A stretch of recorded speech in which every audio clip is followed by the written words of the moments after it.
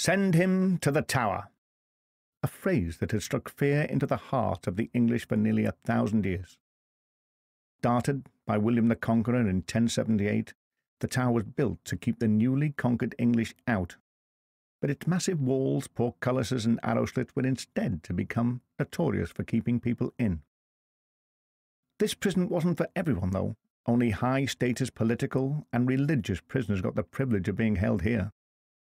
Some of its famous inmates include Sir Thomas More, imprisoned for refusing to accept Henry VIII as a head of the Church. He was beheaded and later made a saint in the Roman Catholic faith. The tragic princes in the Tower, allegedly victims of their Uncle Richard's quest for power. Not all prisoners have survived the test of time. Some are remembered only by the graffiti that they left on the walls during their long imprisonment. The walls of the Beauchamp Tower, especially on the first floor, are covered with graffiti, left by Tudor prisoners. Prisoners of the Salt Tower include John Balliol, the Scottish king, imprisoned here in 1296 for 3 years.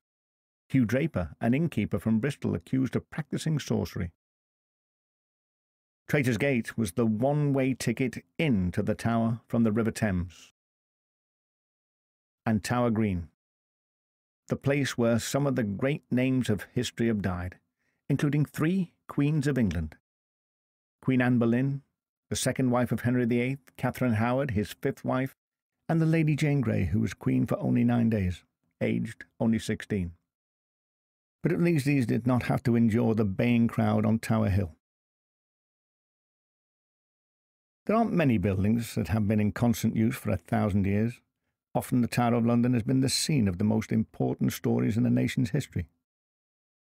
The Yeoman Warders, or Beefeaters as they are nicknamed, have long been a symbol of both London and Britain.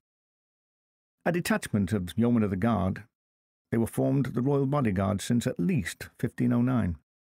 Their origins stretch back as far as the reign of Edward IV in the 15th century. The Tower of London is actually 20 towers, together forming a mighty defensive stronghold. The famous Norman White Tower is surrounded by 19 others, added later by medieval kings, along with a moat, battlement, portcullis and arrow slit to create the country's strongest fortress.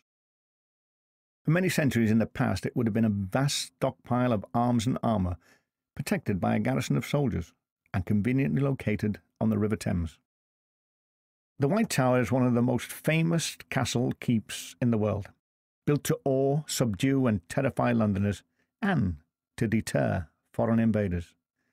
It is now an iconic symbol of London and Britain.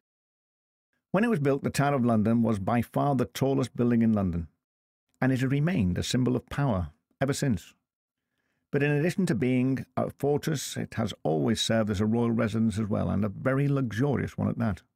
It is home to the crown jewels, the priceless symbol of British monarchy, still used on important state occasions. Legend says the kingdom and the tower will fall if the 6 resident ravens ever leave the fortress.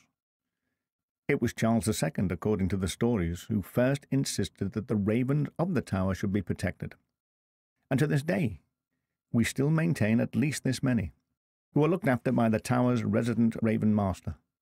These particular inmates eat 170 grams of raw meat a day, bird biscuits soaked in blood, and a weekly egg. The tower is also father of many of the national institutions that still exist today: the Royal Mint, London Zoo, the National Archive, and the Royal Observatory is now at Greenwich. Throughout its long and eventful life, the Tower of London has had to fight hard to survive and defend its own, sometimes behaving aggressively but always protecting its people.